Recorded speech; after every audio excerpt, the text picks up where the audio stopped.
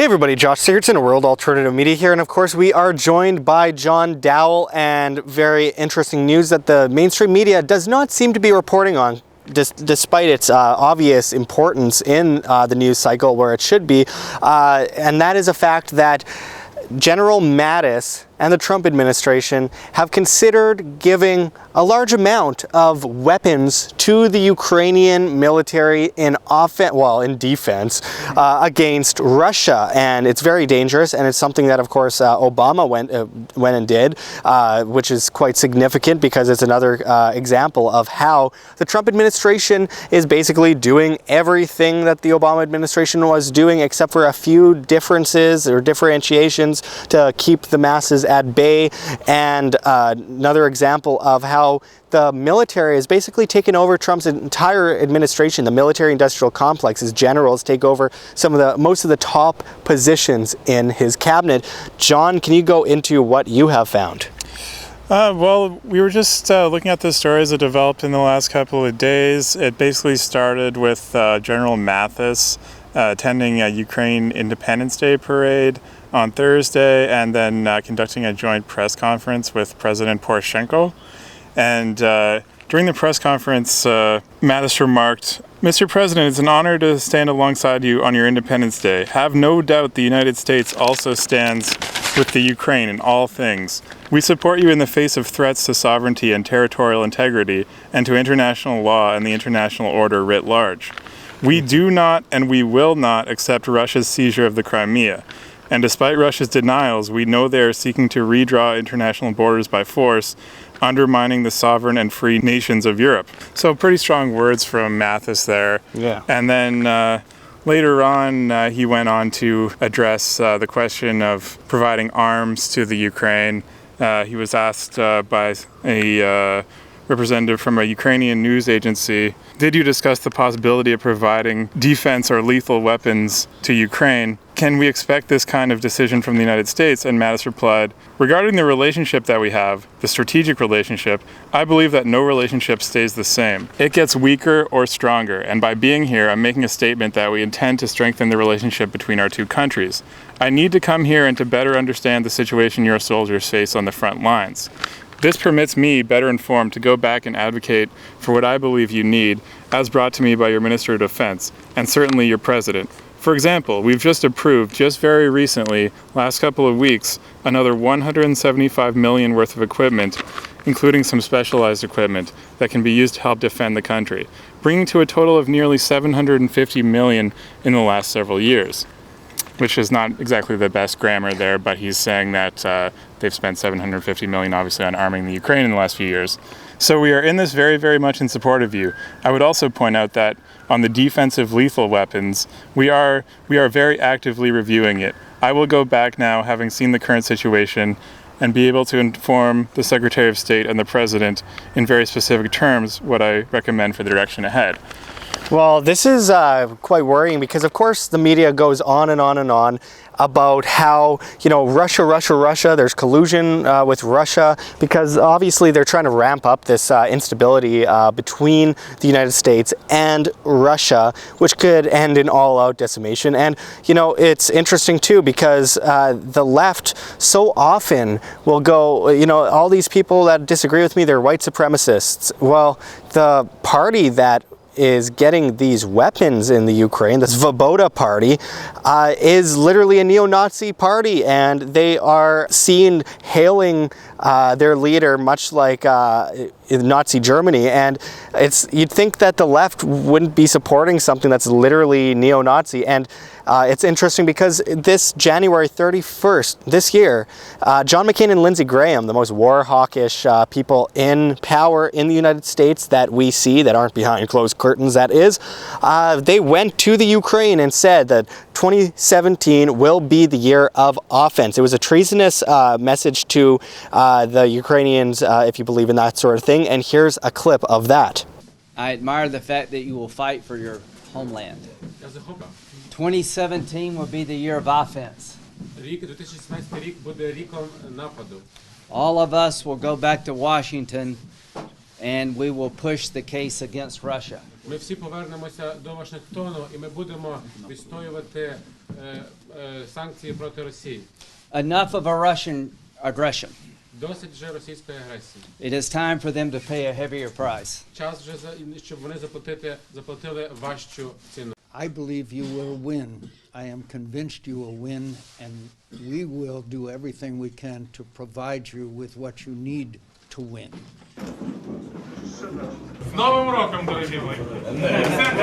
So of course the media hasn't been talking about that. Almost no one has been talking about that, and it's interesting because these are neo-Nazis. They're looking to start possibly a war with Russia over Russian annexed shipping territory in Crimea, and it's incredibly dangerous. And we are seeing the ramp up of this instability at a vast scale. We saw what happened with Syria. We're seeing what's happening right now with North Korea, and now we're seeing this happen in the Ukraine at a further scale than it was in the first place. So as the media chimes on about how there was Russian collusion in the election and Trump is Vladimir Putin's puppet, let's look at the facts here. Let's look at the fact that there is vast instability being caused by the military-industrial complex. Big government, for those that are wondering. It's globalist order, and as you mentioned in that quote that you were talking about, Mattis was saying, the international order, and that's exactly what we're facing right now. And Trump is just such a great limited hangout kind of character to come in and get everyone apathetic on the right, at least, and many centrists as well, and unravel this agenda that's been playing out for so many years. And now imagine for a second that you're Russia, and all these guys with weapons from the United States start firing at you, and the intent is to kill. Imagine what would you do? What would you do if you were Russia? Well, you would see that as an act of war, would you not? Why are we continuously walking into a potential violent global conflict that can result in the death of most of us? I mean, this would probably result in a draft if it was something on that kind of scale, and that would result in our deaths. And I don't understand. People say, well, it's fear-mongering. No, what's fear-mongering is to say that Russia is going to, attack us. Russia will only attack the United States if the United States attacks Russia, or starts arming all of the groups around them that are in opposition to them. I mean, it's absolute insanity, and this is continuing to ramp up. And of course, we saw during the election Hillary Clinton, her uranium deal with Russia. No, that's not colluding with Russia. It's not colluding when she's getting all this money to the Clinton Foundation, but it is colluding for Trump to say, well, the Russians, Putin is a smart guy. It is collusion somehow for a few people from Russia that there's no proof they actually work for the Kremlin, met with people in the cabinet, or that, you know, Flynn went to a Russia Today dinner. Yeah. You know, it's so ridiculous, and this is very, very dangerous, and, you know, we are just walking into the fire, folks, and the less we do about it, the more trouble we will have in the near future. So just closing it off, John, what do you think is the bottom line?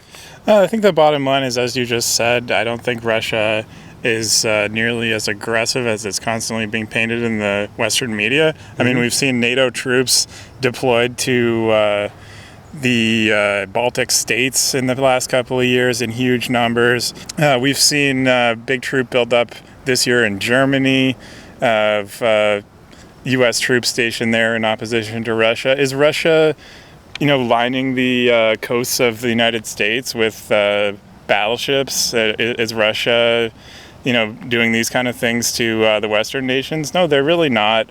The Crimea issue, it's a complicated issue, but it's basically not the West business as far as I'm concerned. Yeah. And the whole new collusion narrative with Russia and the whole Russian hacking thing is absolutely ridiculous. When you get down to what they mean by their hacking, they just are following the Hillary Clinton talking point that literally has no substance to it, where she started saying Russian WikiLeaks, and just saying Russia and WikiLeaks in the same sentence, and that led to the whole media getting on board with the idea that, oh, WikiLeaks works with Russia. And how did WikiLeaks hack the election?